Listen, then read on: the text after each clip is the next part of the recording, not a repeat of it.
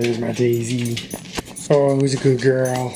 Hey guys, I'm going to show you how to do a valve cover job, some spark plugs on this 2006 Dodge Caravan. It should be the same for Chrysler Town & Country. Any of those transverse V6 mounted engines. The best way I found to do this is to remove this wiper cowl, which will allow you to do the spark plugs and the valve cover gasket and all that without having to remove the plenum. Alright, so just go ahead and take a screwdriver, pop these guys out, acetone, automatic transmission fluid, and trip that down.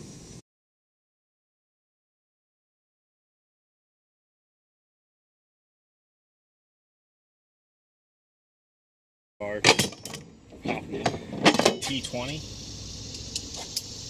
and loosen those ends up.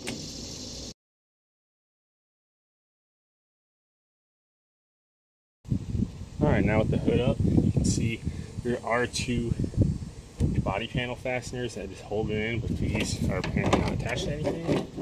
So this.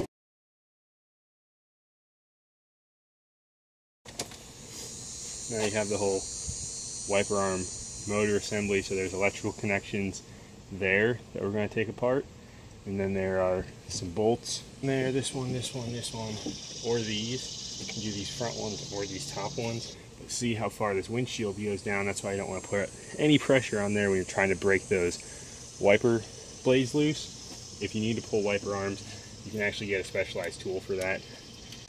Alright, there's also 4 more 13mm or 1/2 inch bolts. One here.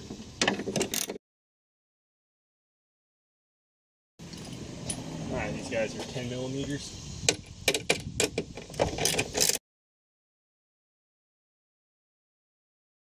And that's loose. We have some connectors we have to undo there, and there's a drain right here that you just have to disconnect. This drain out.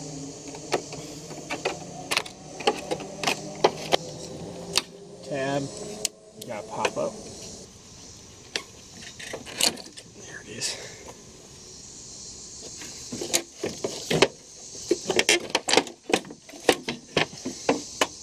There you go. And now you can get to the back side without having to remove this intake plenum.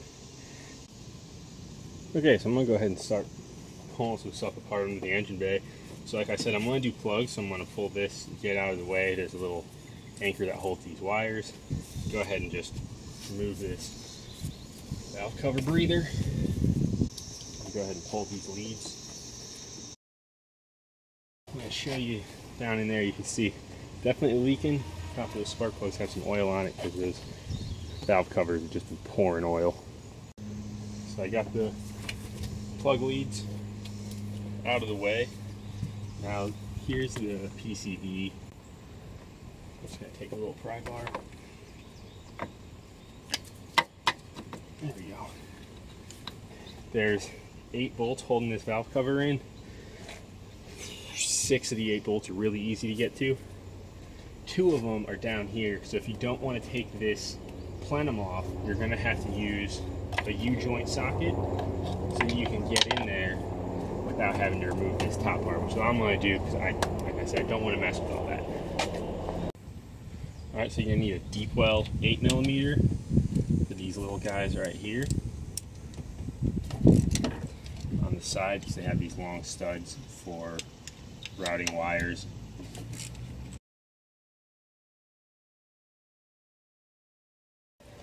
Alright, now these guys, got my U-joint on there.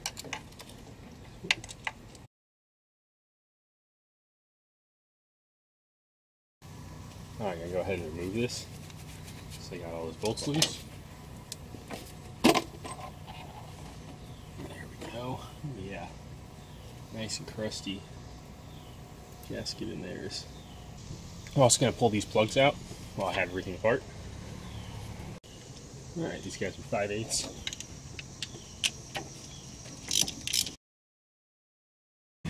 Wow.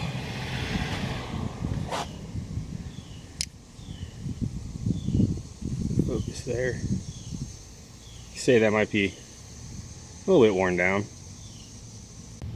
So just to show you guys, this is the old plug. They're just champions, no idea how old they are, and that's the new plug. That's what it's supposed to look like. So it's safe to say these plugs maybe haven't been changed in 100,000 miles. It's pretty worn down. Go ahead and take out cylinder 4 and cylinder 2. So I'm working on this van. This is owned by a really awesome guy named Jules. He's a refugee from the Democratic Republic of Congo who came here a couple years ago. He lives here with his wife and his little girl who's, I don't know, 4 years old or so. She's super cute, super sweet. And, you know, it's like a lot of the refugees around here can't afford to buy a brand new car, so have to, you know, find people to work on it, but can't afford all the service. So I work with this really awesome organization called Refugee Community Partnership. It's located in Chapel Hill, Carrboro, North Carolina, where there's a pretty substantial refugee population, especially Congolese refugees and Burmese Karen refugees from Burma or Myanmar. And so what I do is work on all their cars for free. So figured I'd start doing how-to videos and showing some stuff, and also just talking about the organization, because it's really awesome. And if you live in, you know, Raleigh, Durham, Chapel Hill area, and you know about cars, you know how to work on it, you don't have to do engine rebuilds or anything, just backyard stuff like this, we could use your help, because there are tons of refugees, tons of cars that need a lot of work, and I'm stretched pretty thin considering this isn't actually my job. I just volunteer with them. They're a sweet organization. I'll put a link in the description and you guys can check out their website, maybe buy a t-shirt, support them, because they're really awesome, and the community that we work with is amazing. The people are, you know, they really inspire hope. I'm just gonna go ahead and start cleaning this mating surface, and you want it to be pretty clean so it forms a good seal. Just got a little scraper. Nice and dirty. Alright, so here's the valve cover. Let's see. Use these grommets, and it definitely failed right around here. There's these little rubber grommets in each of these that also seals it, that I'm going to take out as well. So here, you see these rubber grommets here. Seal it off. The new gasket comes with those. Go ahead and clean this up with some brake clean.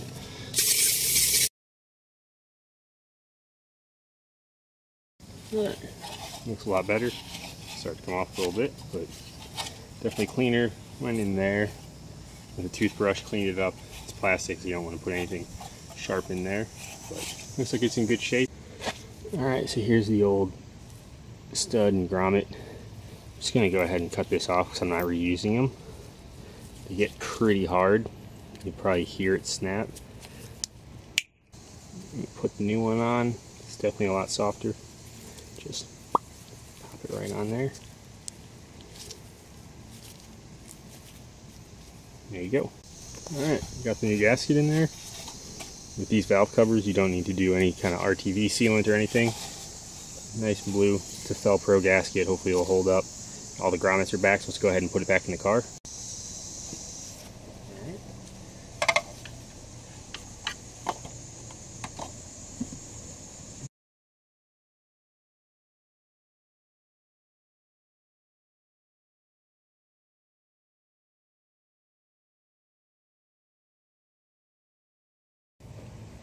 Alright, they're all tightened down by hand. I'm going to go ahead and torque them. I want to make sure you do a cross pattern so that you spread the gasket evenly. I'm going to start here with this one.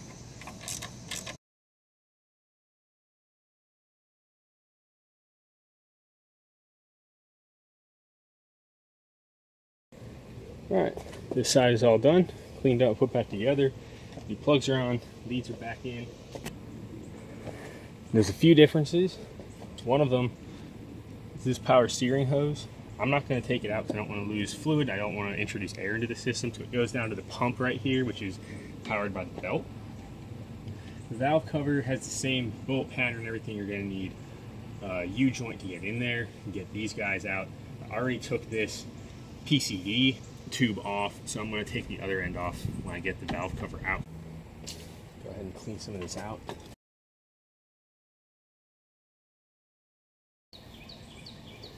Go ahead and get these guys off. Apologize if I'm blocking the view.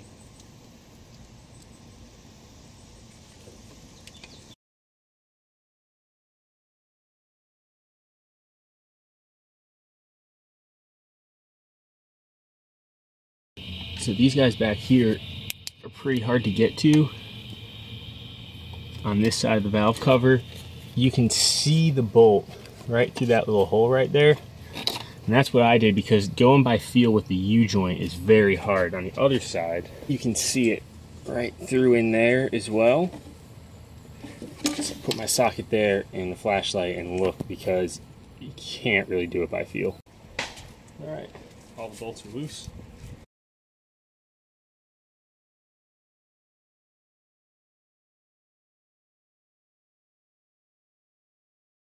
Take that off.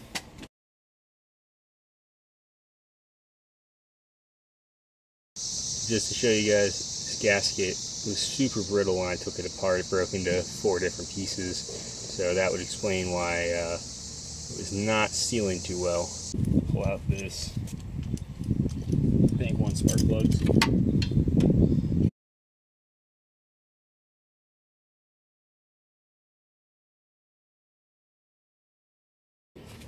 They're pre-gapped, so you don't need to gap them, which is nice. They also say do not use anti-seize compound.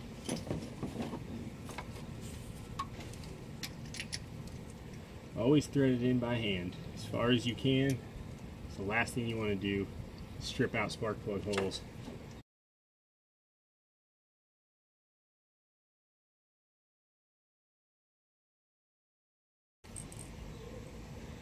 Go ahead and put these bolts in.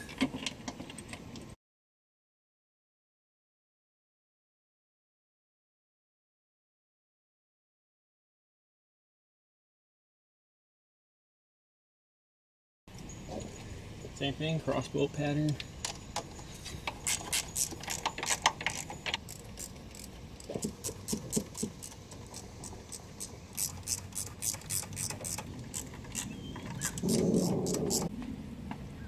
Go ahead and put this PCV valve hose back on.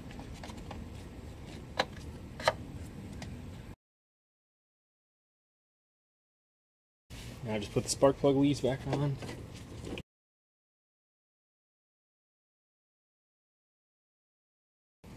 Gonna go ahead and replace air filter while I'm at it.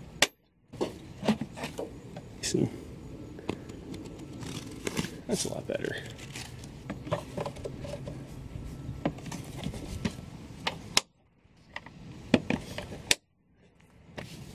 I'll put the wiper assembly back on.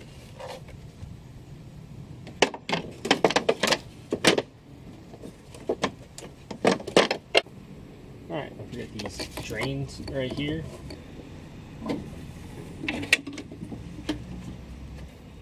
Reconnect the wiring harness. Lock it.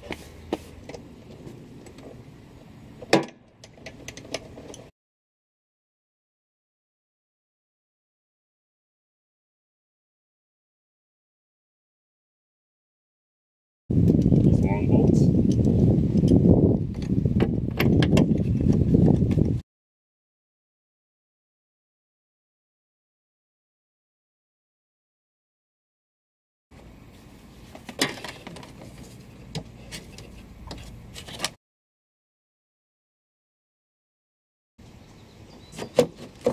That.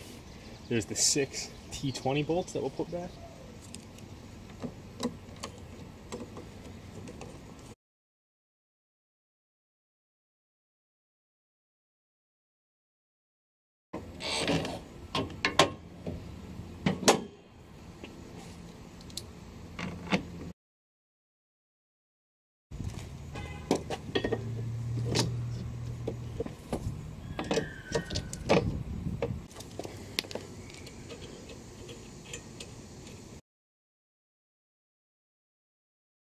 Cap back on.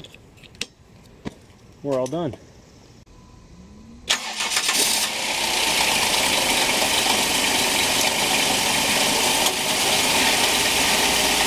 it. Oh yeah, you just want jump pads. You want jump pads.